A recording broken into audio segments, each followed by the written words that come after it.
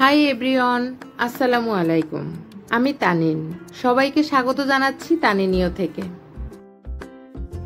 আজকে বড় দুই ছানাকে স্কুলে পৌঁছে দিয়ে আসার সময় বরমহাশয় তাজা তাজা মূলা শাকগুলো পেয়েছে আর কোনো কিছু না ভেবেই কিনেও ফেলেছে, কারণ আমাদের বাসার সবাই মূলা শাক ভাজির ফ্যান।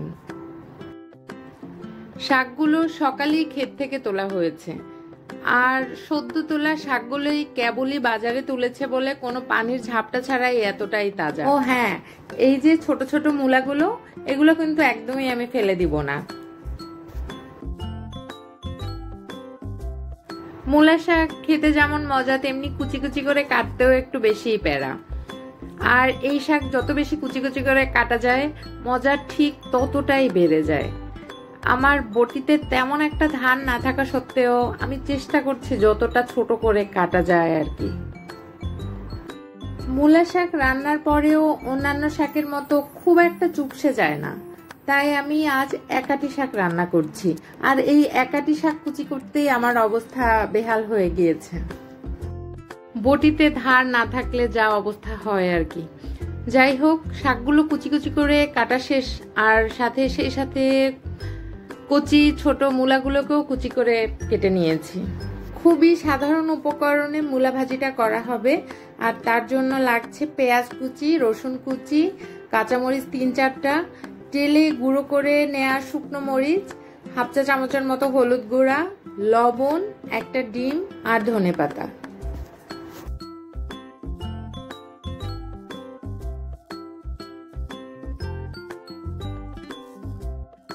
প্রথমে চুলায় কড়াইয়ে পরিমাণ মতো তেল দিয়ে তার মধ্যে পেঁয়াজ কুচি, রসুন কুচি, কাঁচামরিচ ফালি দিয়ে বাদামি করে ভেজে নিচ্ছি।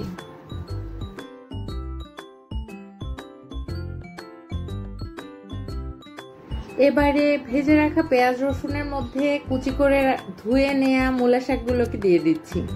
এরপরে দিয়ে দিলাম লবণ আর হলুদের গুঁড়াটা।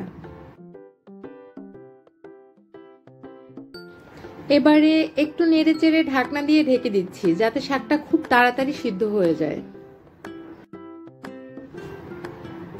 ঢেকে দেওয়ার পরে যতটা পানি বের হয়েছে, সেই পানিটুকুই শাক আর ছোট্ট মূলাগুলো সিদ্ধ করার জন্য এনাফ।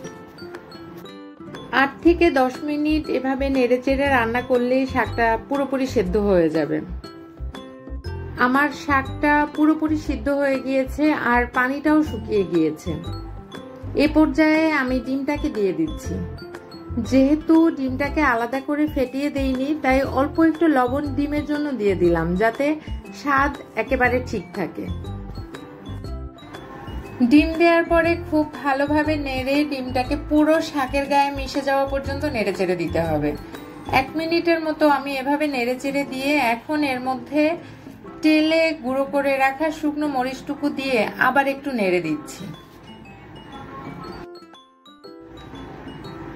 শুকনো ডালা মরিচ দেওয়ার পরে অসাধারণ একটা ঘ্রাণ বেরিয়েছে, যা আরো দ্বিগুণ করে দিবে এই ধনেপাতাটুকু। ধনেপাতা দেয়া শেষ, তার মানে আমার রান্নাও শেষ।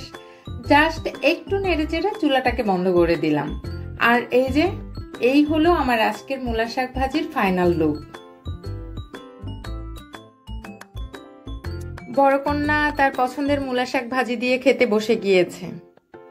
কেউ এভাবে যদি কখনো মূলা শাক না খেয়ে থাকেন, তবে একবার ট্রাই করে দেখতে পারেন এই রেসিপি ফলো করে। সবাই ভালো থাকবেন, টাটা, আল্লাহ হাফেজ।